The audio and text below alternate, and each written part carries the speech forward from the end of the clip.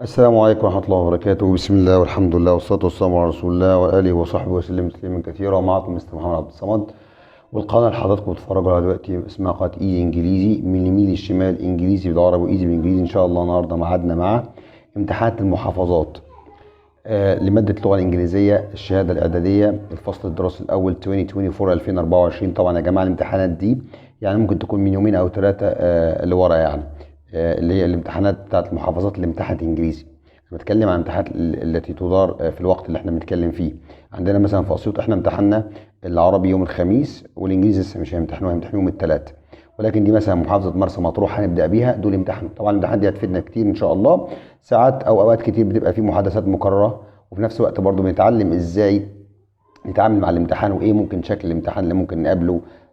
فان شاء الله نستعد ليه باذن واحد احد. طيب نبدا على طول، نقول بسم الله. طب هنا يا جماعه راس سؤال مهم جدا في المحادثه. احنا قلنا ده محافظه مرسى مطروح. طيب نادر is talking to Ali about his favorite sport. نادر بيكلم علي عن رياضته المفضله.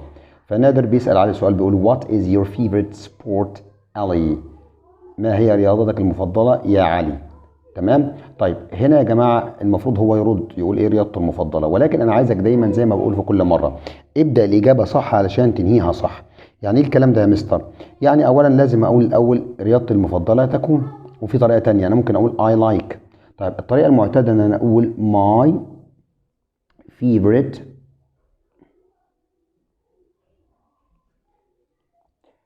sport، رياضتي المفضله is تكون. وممكن يا جماعه ما اقولش الكلام ده كله واقول I like، انا احب، واقول رياضه. يبقى انا كده بدات صح. انا كده يا جماعه جاوبت 50% of the question او 50% of the answer، 50% من الاجابه كده. فاضل انا اقول اسم الرياضه. هننزل تحت بنقول did you watch the last World Cup matches؟ هل شاهدت اخر مباريات كاس العالم؟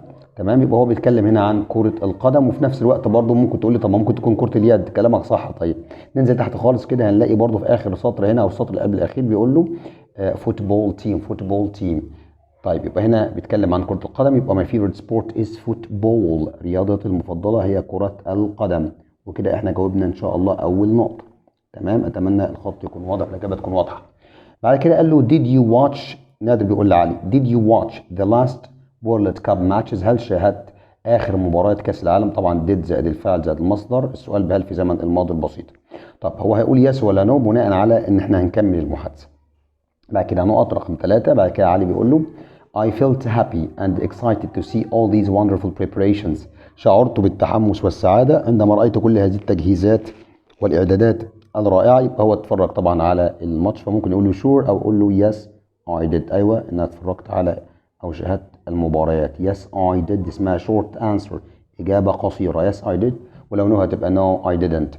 طيب نادر هنا يا جماعه في نقط، وهناخد بالنا ان هنا في علامه استفهام، يا رب تكون واضحه عند حضراتكم. هنا في علامه استفهام يبقى ده سؤال طبعا. فعلي قال له I felt happy and excited، شعرت بالسعاده والتحمس to see all these wonderful preparations، لرؤيتي كل هذه التجهيزات الرائعه. طيب يبقى لما واحد يقول انا شعرت بالسعاده والتحمس، يبقى كده احنا لو تخيلنا كده السؤال ممكن يكون بادئ بكلمه استفهام عباره عن ايه يعني؟ وين، اين، وين، متى، ولا ممكن اقول له هاو كيف؟ تمام. هاو كيف، لان هاو كيف بسال بيه عن الحال واقول له شعرت بالسعاده. خلاص يبقى كيف شعرت. طيب هقول له هاو. تمام كده ادي هاو، وعاوز فعل مساعد طبعا. هبص يا جماعه لزمن الجمله، اذا لم نجد فعل مساعد في الجمله ننظر الى زمن الجمله. انا عندي هنا فيلت في الماضي، الماضي من فيل فعل ماضي شاذ، يبقى هاخد ديد كفعل مساعد. هاو ديد. وطبعا القاعده بتقول كلمه استفهام زائد ديد زائد فاعل زائد مصدر. طيب ديد الفاعل اي هتتحول الى يو عشان انا بس علي بيسال نادر فبيقول له انت، ونادر بيرد عليه بيقول له ايه؟ سوري، نادر بيسال علي بيقول له انت كيف انت شعرت، وعلي بيقول له انا شعرت. يبقى اي بتتحول ليو. هاو ديد يو والمصدر من فيلت. تمام. فيل كيف شعرت. تمام. بس كده. ازاي حسيت بايه؟ فيقول له حسيت بالسعاده والتحمس لارى كل هذه التجهيزات. واحد يقول لي ممكن طب اقول هاو ديد يو فيل كيف شعرت وين عندما you see أو you saw رأيت all these wonderful preparation، عندما رأيت كل هذه التجهيزات أقول له تمام. بس how did you feel تمام برضه شغال. طيب بعد كده عندي نادر بيسأل سؤال، وهنا في علامة استفهام برضه ناخد بالنا. فعلي بيقول له I watched، شاهدت، هنا فعل ماضي، the final match المباراة النهائية at home في المنزل with my family مع عائلتي. يبقى ممكن اقول له مع من شاهدت المباراه النهائيه، وممكن نقول اين شاهدت المباراه النهائيه. الاثنين صح يا جماعه. فاحنا لو قلنا where مثلا يبقى هنقول where. تمام where. وعايزين طبعا فعل مساعد برضو. هنبص هنا اي فعل مساعد is او are او was او were او كان مفيش، هننظر الى زمن الجمله. watched في الماضي يبقى الفعل المساعد هيكون ايه؟ did. تمام. were did. وطبعا الفاعل I هيتحول زي ما قلنا الى you، ثم المصدر من watched اصل الفعل بدون اضافه watch. لقينا شهادة the final match المباراة النهائية the final match. هكتبها هنا يا جماعة عشان المكان وعشان برضو حضراتكم تبقوا شايفين الإجابة. أين شاهدت المباراة النهائية؟ ولو قلت له هو did you watch the final match with، مع من رأيت المباراة النهائية، الإجابة دي برضو تنفع. تمام كده؟ طيب نادر بيقول له هنا what are your hopes for the Egyptian national football team؟ ما هي تمنياتك وأمنياتك للمنتخب الوطني لكرة القدم؟ طبعا هقول I hope مثلا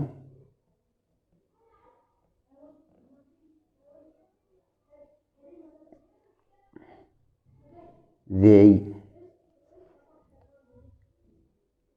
can win مثلا the world cup. طبعا دي امنيات طبعا، والزر واحد لازم يتغطى كويس برضو عشان الامنيات دي طبعا ايه، بس طبعا سبحان الله يعني مفيش حاجه بعيده عن ربنا سبحانه وتعالى. يعني اتمنى ان يفوز بكاس العالم I hope، اتمنى they can win. طب ليه they؟ لان تيم يا جماعه ممكن المقصود بها هنا اعضاء الفريق، لان كلمه تيم يمكن ان تعمل كمفرد وكجمع حسب يعني استخدامها في الجمله. فانا قلت اعضاء الفريق او الفريق نفسه وكل حاجه خاصه بكره القدم، فاقول ايه بالفريق؟ يعني هقول they هم. اتمنى ان هم يستطيعوا ان win the world cup، يفوزوا بكاس العالم. بس الاول طبعا يصعدوا بعد كده يفوزوا. خش على السؤال اللي بعد كده. طيب ندخل على السؤال اللي بعد كده. طب السؤال اللي بعد كده يا جماعه اللي هو read and complete the text with words from the following list، اللي هو اكمل. طيب يفضل انك انت او انك انت يعني ترجمي الكلمات الاول اللي بيبقى من فوق الباسج القطع قبل ما تحل. يعني greatly معناها بشكل رائع، طبعا دي حال يسبقها فعل طبعا. discount يعني خصم. university جامعه. was يعني كان للمفرد، وclever يعني ماهر او شاطر طبعا. were يعني كانوا او كنا او كنتم في زمن الماضي. طيب منى is a clever girl، منى فتاة رائعة. she got a scholarship، حصلت على منحة. scholarship يعني منحة at a not in the USA. المنحة الواحد بيحصل على فين؟ طبعا at a university في الجامعة. طبعا انا ارقم يا جماعة في الامتحان، انت ما ترقمش في الامتحان، اكتب على طول انا عشان الوقت. طيب to study لكي تدرس electronics الالكترونيات. she was chosen because she's a not computer programmer، تم اختيارها لانها نقط مهندسة كمبيوتر او مبرمجه كمبيوتر طبعا ايه، ماهره او شاطره. ماهره يعني في عندها شطاره او عبقريه مثلا. انا عندي هنا فيرب تو بي ام از ار ثم طبعا ثم صفه ثم اسم، يبقى على طول كليفر مهندسه ماهره او بارعه. نمبر 2 مبرمجه بقى رائعه. منى نقط able to create، able to تسبق ب was aware في زمن الماضي. تمام. وعندي منى دي مفرد فهتبقى was able to، كانت قادرة على was able to create انها تصنع an app تطبيق that helped doctors، ساعد الاطباء نقط. وهنا في طبعا نقطة يبقى دي نهاية الجملة، وهنا في فعل والذي يأتي بعد الفعل في نهاية الجملة يا جماعة يعني ممكن فعل ومفعول ثم تمام حال او ظرف. التطبيق ده ساعد الاطباء بشكل كبير او بشكل رائع، يبقى هتبقى greatly نمبر 4 greatly. وكده يا جماعه احنا خلصنا السؤال الثاني، ندخل على السؤال اللي بعد كده. طب يا جماعه السؤال اللي بعد كده هو سؤال الباسج read the following then answer the questions. انا بفضل دايما يعني ممكن نقول يعني ان احنا نقرا الاسئله الاول ثم نقرا القطعه عشان نبقى عارفين احنا بندور على ايه بالظبط واحنا بنحل. فانا متاح قدامي اول سؤال بس في الصفحه الاولى بيقول the passage is mainly about، القطعه بتتحدث بشكل رئيسي عن. تمام. وده يعتبر كويس جدا لانه ساعات ما بيجيبلكش السؤال ده اختياري، ساعات بيقوله لك كده واتس ذا مين ايديا اوف ذا باسج، ما الفكره الرئيسيه للقطعه، وانت بتجيبه من نفسك. هنا بقى هو عاطيك اختيارات. لايف الحياه، education التعليم، بروفيشنز المهن، يونيفرس الكون او العالم. طيب بغض النظر لو ان في كلمات مش عارف معناها تعال نقرا مع بعض كده. هنا بيقول لي ايه؟ education is the most important thing in our life، التعليم اهم حاجه في حياتنا. first of all اولا education gives us the ability to read and write، بيدينا القدره على القراءه والكتابه. it helps us to understand the world around us، بيساعدنا في فهم العالم حوالين مننا. if people are well educated، لو الناس اتعلمت كويس they can know their duties and rights quite well، هيعرفوا واجباتهم وحقوقهم كويس جدا. With the help of education، بمساعدة التعليم we can develop new ways for a better life، ممكن نطور أو ننمي طرق جديدة لحياة أفضل. A good education is extremely essential for everyone to learn and succeed in life. التعليم الجيد ضروري للغاية لكل شخص لكي يتعلم وينجح في الحياة. Everyone has a right to good education. كلنا عندنا الحق في التعليم ايه؟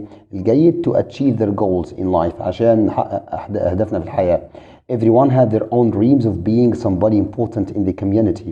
كل واحد مننا عنده أحلامه الخاصة أن يبقى شخص مهم في المجتمع. Parents also dream that their kids will have good professions like doctors, engineers, officers or any other high level professions. وبرضو أولياء الأمور عندهم أحلامهم اللي أبنائهم يحققوها من خلال أبنائهم، أن يكون عندهم أو يحصلوا على وظائف مرموقة في المجتمع مثل الأطباء والمهندسين والضباط أو أي وظيفة بمستوى عالي. They always have high hopes for their children education. وعندهم دايما تمنيات عالية جدا بخصوص تعليم أبنائهم. Doesn't only offer a good job but also helps to understand through a different education. وهنا التعليم لا يوفر فقط أو لا يقدم فقط وظيفة جيدة، ولكن يساعد في فهم الحياة through a different point of view من منظور مختلف. All our goals can be achieved through education. كل أهدافنا ممكن تتحقق من خلال التعليم. Education improves the quality of life. التعليم بيعمل على تحسين جودة الحياة. هتقول لي يا مستر انت قريت ده كله طيب واحنا عايزين نقطة واحدة. بس انا اتعمدت عشان لما اجي اتكلم عن قطعة ابقى عارف انا بقول ايه. طبعا كل قطعة اللي اتكلمت عنها يا جماعة education التعليم، ولذلك اكتر كلمة تكررت education. شايفين ادي education هنا اهو، ادي 2 1 2 تمام، وبعد كده يقول educated برضه يعتبر متعلم. education تعليم برضه، education تاني اهي education خلاص ممكن تحلم بيها في الليل طبعا education. move to the next question. السؤال اللي بعد كده. طب النقطة اللي بعد كده بتقول لي هنا number 2 education gives us the ability to know with others. يعطينا التعليم القدرة على نقط مع الآخرين. من خلال قراءتنا القطعة يا جماعة طيب بيدينا القدرة على نحلم مع الآخرين، نعرف مع الآخرين، نتواصل مع الآخرين، نفهم مع الآخرين. أولا لازم تبقى عارف في حاجة عندك في الكولوكيشن اسمها communicate with، يتواصل مع communicate with، يتواصل مع الآخرين تمام. يبقى communicate تاخد حرف الجر with هنا، ومن خلال القطعة برضه. بعد كده بيقول education helps people to get نقط professions. يساعد التعليم الناس للحصول على وظائف نقط. لو رجعنا للقطعة هنا الورقة اهي تمام، انا بس بحاول ايه عشان بس تبقى واضحة. انا عندي انا طبعا خططت مقدمة، هنبقى ندور كده خططت يعني in advance بشكل متقدم علشان بس ايه ما نضيعش وقت حضراتكم يعني، وفي نفس الوقت برضو تستفيدوا. لو قعدنا ندور في القطعة هنا هنلاقي كلمة good will have good professions، وطبعا professions يعني مهنة تمام. هو ما ذكرش هنا كلمة ايه لو منخفض او باد سيء او cruel قاسي، طبعا هتبقى good. يساعد التعليم الناس في الحصول على وظائف مرموقة او جيدة. طب نمبر 4 بيقول لي هنا بيقول لي what does the underlined pronoun they refer to. على ما تعود كلمة they. طبعا الاول انا هبدأ اقول it تمام كده معايا refers to انها تعود على تمام. ونجيب بقى الورقة مع بعض كده معلش عذرا، ونشوف كلمة they فين ونحاول نشوف هي بتعود على مين. طيب ادي they يا جماعة اهي لو واضحة لحضراتكم اهي. they always هما دايما have high hopes لديهم آمال for their children لأطفالهم. طبعا يبقى البيرنتس الأب والأم، بس أنت ممكن برضو لو ما فهمتش الجملة مش هتعرف. تعالوا بقى نجيب الجملة من أولها. الجملة من أولها يا جماعة بتبقى من أول الفول ستوب، من أول النقطة. طب فوق منها هنا كده تمام، طبعا دي كاما ما فيش نقطة، هنا برضو في كاما تمام. ده كله ماشي لحد ما نوصل everyone. كل شخص has their own dreams لديه أحلام of being somebody important in the community، أن يكون شخص مهم في المجتمع. Parents الوالدين also dream that their kids will have good professions like doctors, engineers, officers. الآباء والأمهات بيحلموا أن أبنائهم يحصلوا على وظائف مرموقة وجيدة، أن يكونوا أطباء أو مهندسين أو ضباط مثلا or any other high level professions أو أي وظيفة من مستوى عالي. They always have high hopes for their children. وهم دايما عندهم آمال عريضة وكبيرة ومرتفعة لأطفالهم. يبقى هنا بتعود على يا جماعة parents، بتعود على هنا parents، يبقى it refers to parents، تعود على parents الوالدين أو الأب والأم.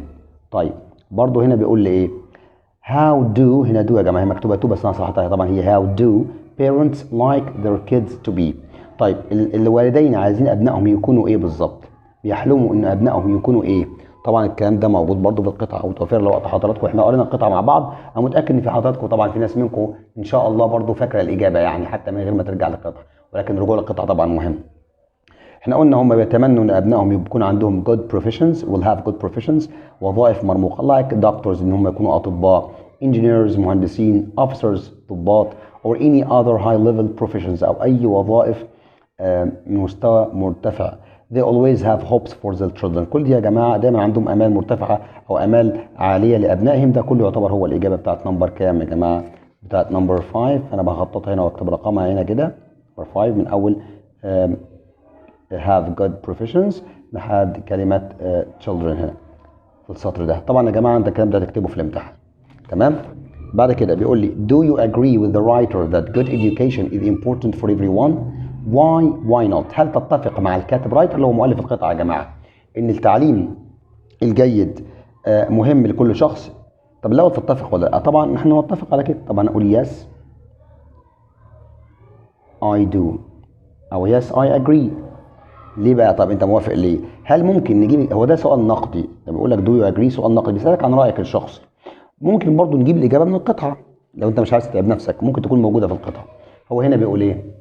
بيقول جملة بتقول إيه؟ all our goals can be achieved through education. كل أحلامنا ممكن تتحقق من خلال إيه؟ من خلال التعليم education. يبقى طبعا إيه يا جماعة؟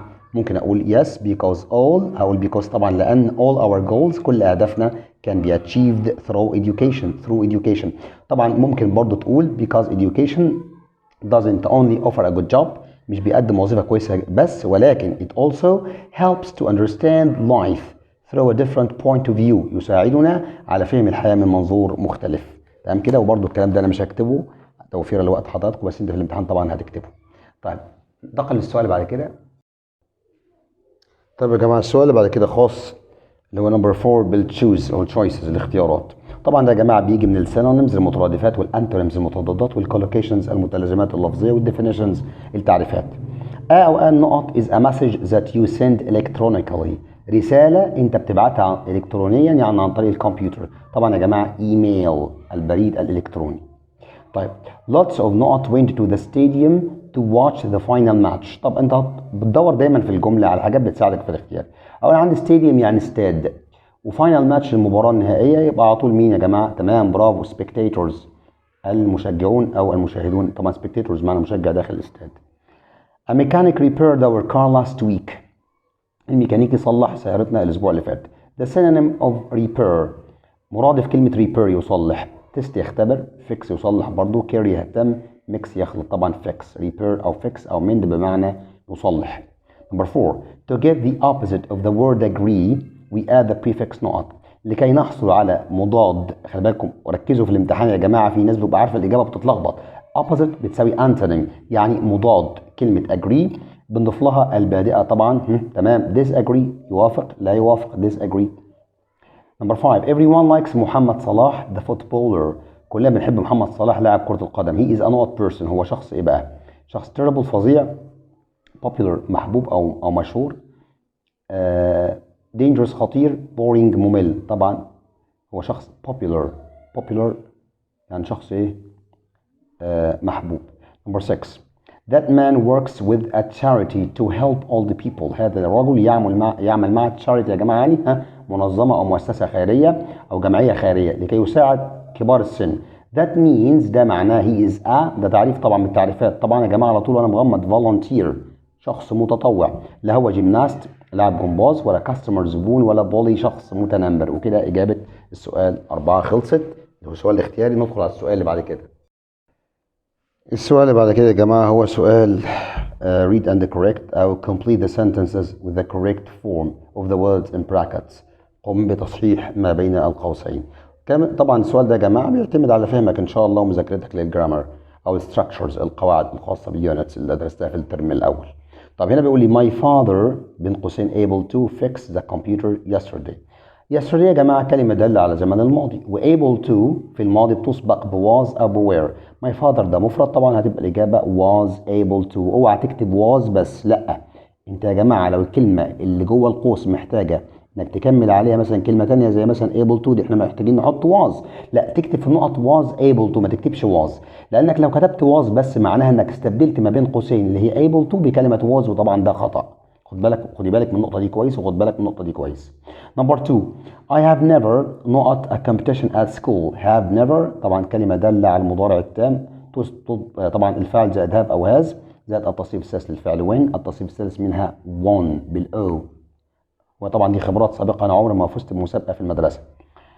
3 today's English lesson درس الإنجليزي النهارده was very not طبعا very interested I learned a lot تعلمت كثيرا طبعا الدرس ده غير عاقل على طول هيوصف بإضافة ing هيبقى interesting وليس interesting آخرها ing سوري يا جماعة عشان مفيش مكان بس interested دي تتبع بإن وتصف المشاعر الشخصية لما أقول الشخص ده interested in يعني مهتم بيه لكن درس الإنجليزي كان ممتع أو شيق يبقى interesting بالing Number 4 The train not in Luxor at 7 o'clock every day يعني كل يوم يبقى ده مضارع بسيط إلى جانب إن مواعيد القطارات دي طبعا اسمها future timetables جداول زمنية مستقبلية والفعل في المضارع البسيط بيكون في المصدر مع I و we و you و they والاسم الجمع والفعل بإضافة s أو es أو ies مع المفرد الغائب اللي هم he أو she أو it أو الاسم المفرد القطار هنا اسم مفرد يبقى على طول arrive هنا هضيف لها حرف الاس arrives جداول زمنية مستقبلية يبقى ده مضارع بسيط على طول تمام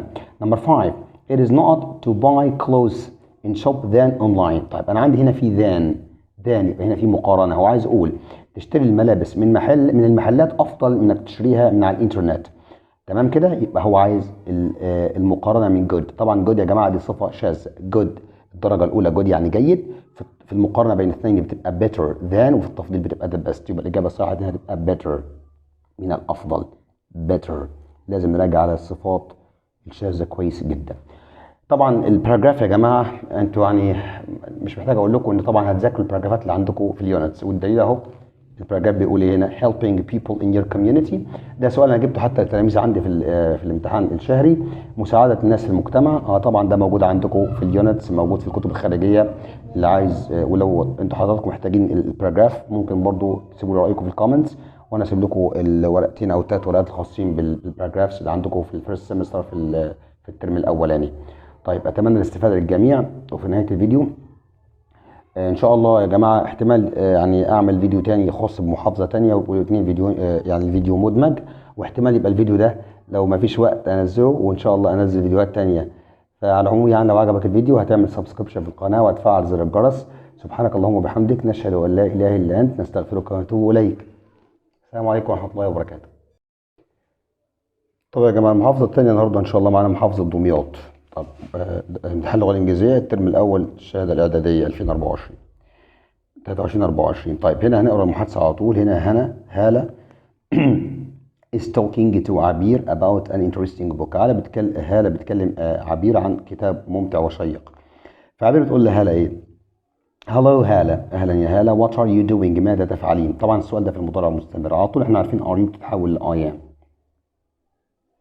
انا تمام وهترد عليها برضو في المضارع المستمر يا جماعه طيب هي بتكلمها عن كتاب شيق يبقى انت بتعمل ايه ممكن تقول لها انا بقرا كتاب والدليل يا جماعه تحت هنا قالت لها اتس كولد يسمى ديفيد كوبرفيلد اسم الكتاب يبقى هتقول لها اي ام وتجيب ريد كده ريدنج تمام تحط لها اي ان جي ام ريدنج انا اقرا ا بوك اقرا كتاب ممتاز تمام فعبير بتسالها سؤال وهنا في علامه استفهام واضحه عند حضراتكم في علامه استفهام هنا فقالت لها it is called David Copperfield إنه يسمى ديفيد كوبرفيلد في عندي كذا طريقة ممكن أقول لها what is the title of the book عنوان الكتاب أقول لها مثلا what is the book called أنا عندي هنا is فعل مساعد يبقى هقول what ما تمام كده وآخد is كفعل مساعد والفعل عندي هنا هو it ثم called وده سؤال مبني للمجهول ماذا يسمى أو ماذا يدعى أو إيه عنوان الكتاب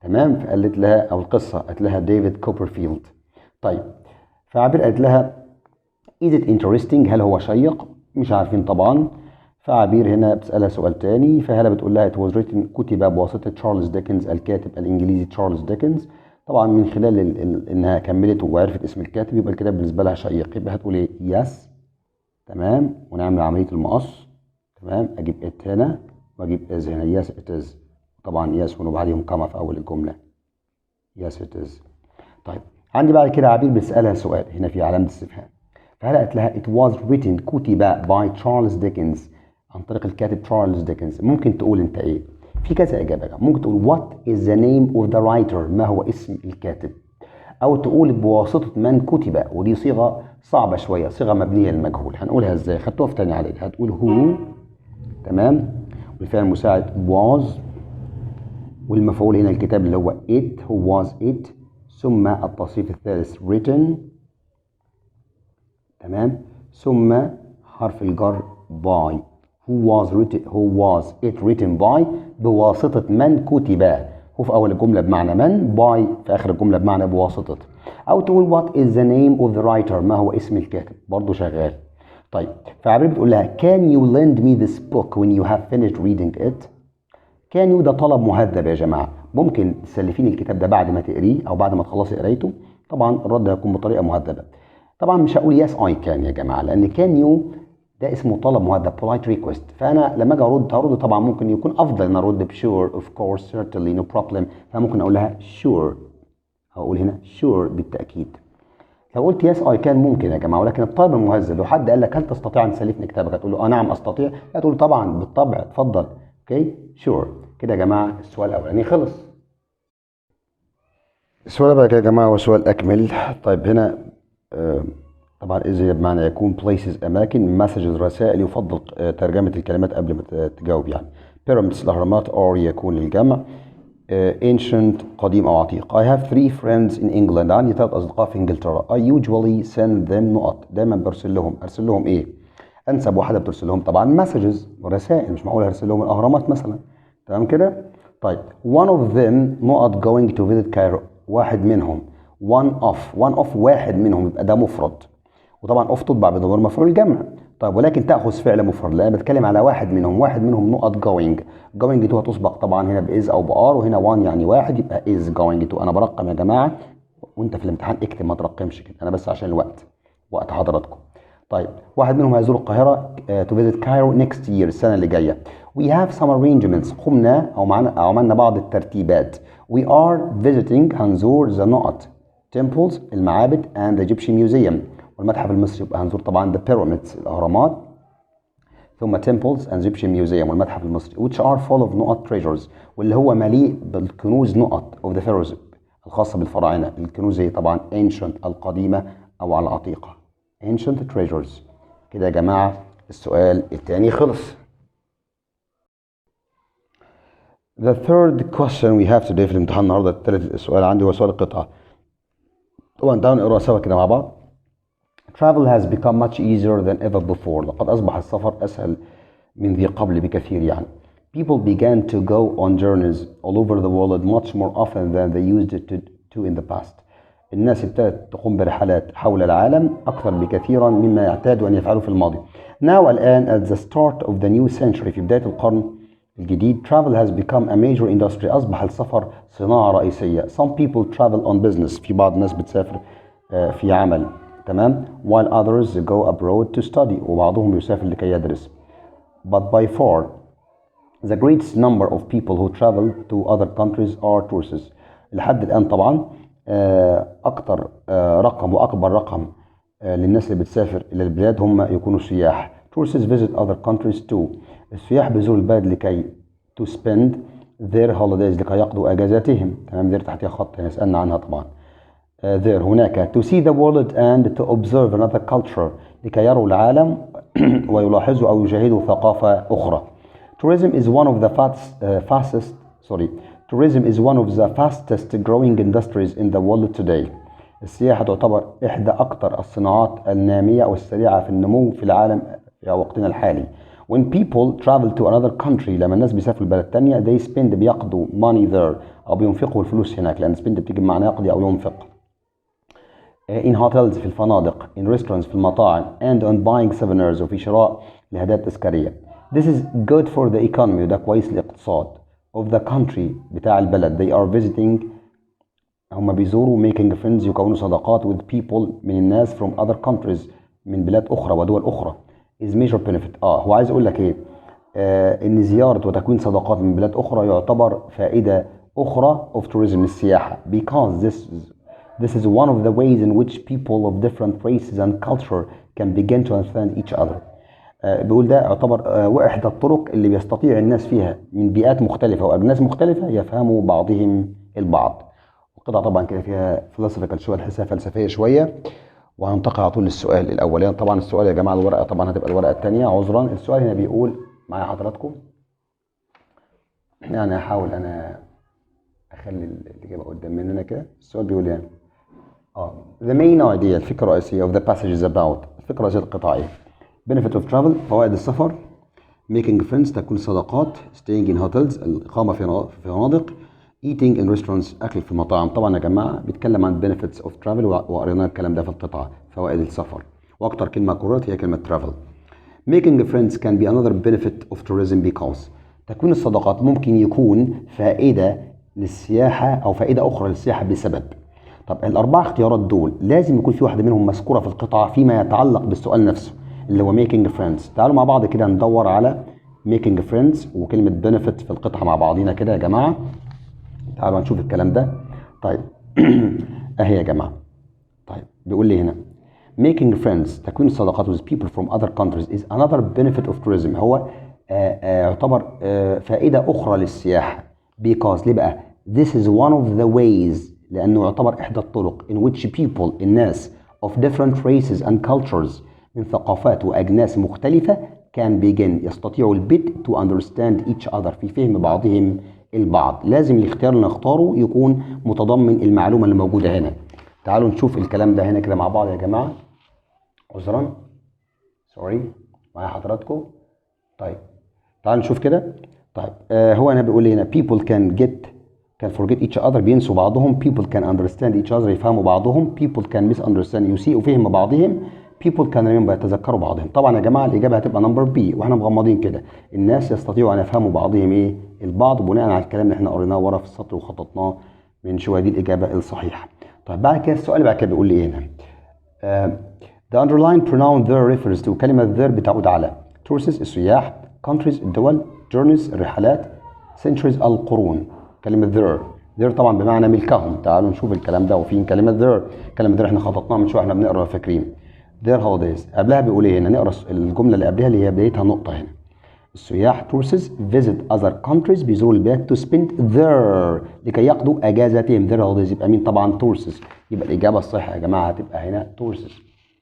تمام، هتبقى هنا يا جماعه الاجابه tourists، السياح نمبر A. طيب بعد كده السؤال بعد كده بيقول لي هنا يا جماعه، بيقول لي why did people begin to go on holidays all over the world more often؟ طب ليه الناس بدأت تذهب في اجازات حول العالم غالبا واكثر من الاول؟ طيب كلمه began to go on holidays وكلمه more often، الكلمتين دول عايزين ندور عليهم في القطعه او يكون معنى ليهم موجود في القطعه. began to go on holidays وكلمة more often. تعالوا نشوف كده مع بعض. طيب نقرأ القطعة من أولها. شايفين يا جماعة؟ أهي people began to go on journeys all the world much more often than they used to do in the past. طب هنا في نقطة. تعالوا نشوف قبل منها بيقول إيه.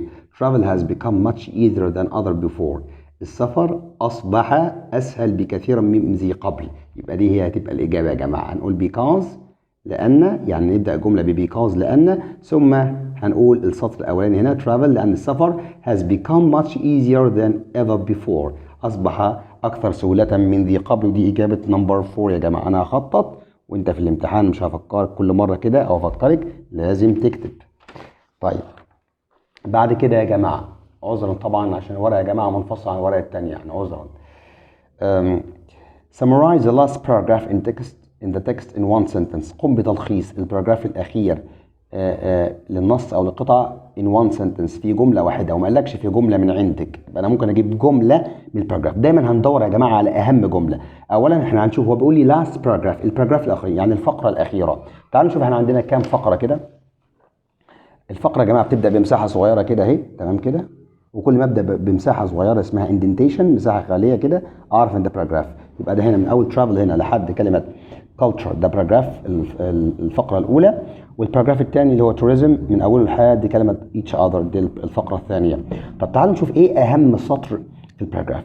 tourism is one of the fastest growing industries in the world today. قد يكون ده اهم. بصوا يا جماعه، عاده بيكون التلخيص خاص باول سطر. يعني دايما كده لما احب انا اقول الباراجراف ده بيتكلم عن ايه بقرا فيه اول جمله بتعرفني هو بعد كده هيتكلم عن ايه.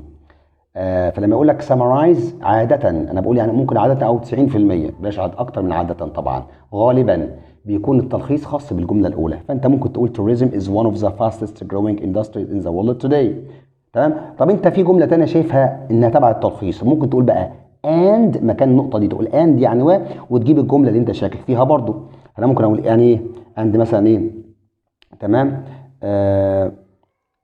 ممكن أقول it's good for the economy، إنه كويس مثلا لاقتصاد of the country البلد. تمام. برضو ده شغال برضو، او هي كويسه لاقتصاد البلد اللي هي السياحه.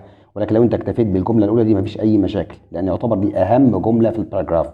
يعتبر السياحه واحده من اهم او اكثر الصناعات او اسرع الصناعات نموا في العالم في وقتنا الحالي. بعد كده السؤال اللي بعد كده يا جماعه سؤال نمبر 6 اهو، سؤال نقدي. بيقول لي السؤال النقدي بقى ده يا مستر، بيقول لي do you think tourism is good for the economy of the country? why not؟ هل تعتقد ان السياحه كويسه لاقتصاد البلد؟ لماذا ولما لا؟ يعني لو انت بتعتقد ذلك هتقول ليه، ولو ما تعتقدش ذلك هتقول ولما لا. طبعا انت هتقول yes I do او yes I think so، نعم اعتقد ذلك. تمام. because طبعا ممكن تجيب جمل من ورا، وممكن برضو من خلال فهمك انت تقول جمله. مثلا بقول because مثلا it brings مثلا jobs بتوفر الوظائف and مثلا money والنقود او الاموال to the country للبلد. تمام. دي جمله برضو كويسه جدا ممكن تقولها، وممكن تقول اي حاجه من الحاجات اللي احنا قلناها يا جماعه ورا، خاصه بالايكونومي او خاصه بالاقتصاد بتاع البلد. تمام كده. طيب في بعد كده عندي السؤال اللي بعد كده يا جماعه ان شاء الله مع بعض. طيب السؤال بقى كده يا جماعه اللي هو سؤال التشوز. السؤال ده يا جماعه احنا قلنا بيجي من السينونيمز والانتونيمز المترادفات والمتضادات، فيا ريت نذاكرهم كويس جدا، والديفينيشنز والتعريفات، البريفكسز والسفكسز البادئات واللاحقات اللي هما بيتضافوا في اول وفي اخر الكلام. الكلمه anot is a place for looking after orphan children. اولا عندي كلمه orphan لو احنا دورنا هنا على اي كلمه شبيهه لكلمه orphan هنلاقيها orphanage يعني دار ايتام لرعايه الاطفال الايتام orphanage. Number 2, not is the unkind things we say or write about someone online. حاجات بنقولها وبنكتبها على شخص على الانترنت. طبعا بسميها سايبر بولينج، التنمر الالكتروني. سايبر بولينج ودي من ضمن التعريفات اللي عندنا في المنهج. Number 3, it was a dream as I was asleep. لقد كان حلما لأنني كنت نائما. The antonym of asleep مضاد كلمة asleep نائما طبعا is awake. awake يعني مستيقظا طبعا فاست سريع. wake يوقظ دي فعل dead يعني متوفي أو ميت. To make a noun from the word inform. كلمة inform يخبر، لو عايز أخليها اسم بنحط لها السفكس اللاحقة طبعا ATION تبقى information. خد بالك هو هنا ممكن عايز اغلطك، شوف حاطط لك TION، لا هي information اخرها ATION. Number B. Number 5, huge tankers carry oil across seas and oceans. A tanker is a kind of. طيب الخزانات العملاقة بتحمل البترول عبر المحيطات والبحار. كلمة تانكر خزان نوع من أنواعه. طبعا بدل قال لك اوشنز المحيطات وسيز البحار، يبقى حتى لو أنت مش عارف تانكر هتختار على طول شب سفينة نوع من أنواع السفن. طبعا مش معقول هتكون أنيمال حيوان، أو ريلوي خط سكة حديد، أو ميل يعني وجبة. The last question آخر سؤال خاص بالاختياري. She feels upset because she has an important exam. هي تشعر طبعا upset يعني بالإحباط أو اليأس أو الزعل يعني لأنها عندها امتحان مهم. The word upset كلمة upset هنا means معناها word قلقة، calm هادئة، peaceful هادئة، quiet هادئة. طبعا peaceful هادئ أو مسالم، وquiet وcalm كل دول synonyms لمرادف واحد هادي أو مسالم، ويبقى طبعا كلمة word يعني قلق هي الإجابة الصحيحة. بعد كده السؤال بعد كده السؤال الأخير عندي يا جماعة هو سؤال read and correct اللي هو اقرأ وصح ما تحته خط أو صح ما بين الأقواس. Could Maher swam when he was 5؟ طبعا when he was 5 عندما كان صغيرا. القاعدة بتقول could زائد الفاعل زائد المصدر. المصدر من swam هو swim، وكلمة swim فعل ماضي شاذ. swim الماضي منها swam تصريف ثالث swam باليو. The museum is not. There are so many old things here. يوجد أشياء قديمة جدا هنا. يبقى المتحف ده غير عاقل، شيء يبقى تمام. amazing مذهل صفة نهايتها ing، لأن amaze يذهل، ولو أنا قلت amazed معناها شخص مذهول أو مندهش. الإي والدي المشاعر الشخصية للأشخاص، والآي إن جي للأشياء إلا إذا كان الشخص المسبب للصفة.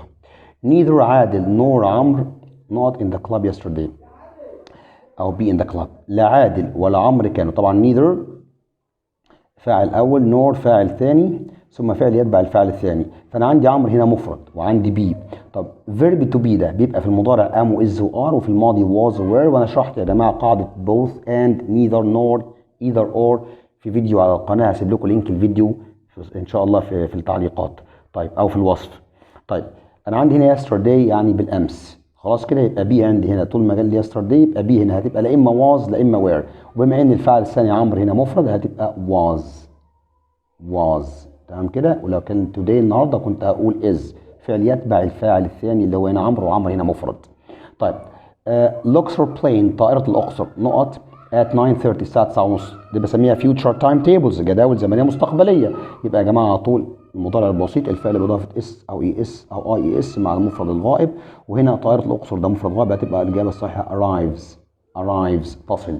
طبعا دي عايزة مذاكرة للمضارع البسيط اللي هو المصدر مع اي ووي ويو وذي، فعل في المصدر مع اي ووي ويو وذي والاسم الجمع، والفعل بإضافة اس أو اي اس أو اي اس مع المفرد الغائب اللي هم هي وشي وات والاسم المفرد، والطائرة هنا اسم مفرد فأنا قلت arrives وأضفت حرف الاس. آخر سؤال عندي 5 my father أبي نقط this car since I was a child منذ أن كنت صغيرا، ركز في الحتة دي. since يجي ورا منها جملة ماضي بسيط تمام اللي هي was a child كنت صغيرا، وتسبق بجملة مضارع تام.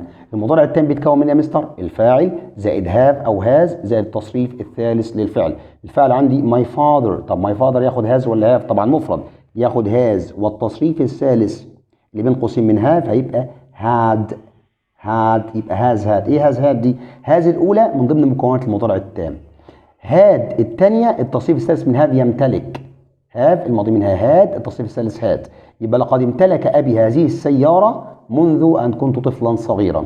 طبعا يا جماعه الباراجراف مش محتاج اقول لكم انك لازم برضو زي ما قلت في الفيديو اللي فات او في الامتحان اللي فات انك تذاكر الباراجرافز اللي عندك ان شاء الله في اليونتس. اتمنى من الله ان شاء الله امتحان السؤال يجي او الباراجراف يجي من الاسئله الخاصه باليونت. في برضو عندي فيديوهات على الباراجراف لو جه من بره المنهج. الباراجراف عندك هنا عن اونلاين شوبينج التسوق عبر الانترنت، وده موجود عندك في المنهج. اتمنى الاستفاده للجميع. لو عجبك الفيديو ما تنساش تعمل سبسكريبشن في القناه وتفعل زر الجرس وشير افري وير. وفي النهايه اتمنى التوفيق للجميع. سبحانك اللهم وبحمدك نشهد ان لا اله الا انت نستغفرك ونتوب اليك. السلام عليكم ورحمه الله وبركاته.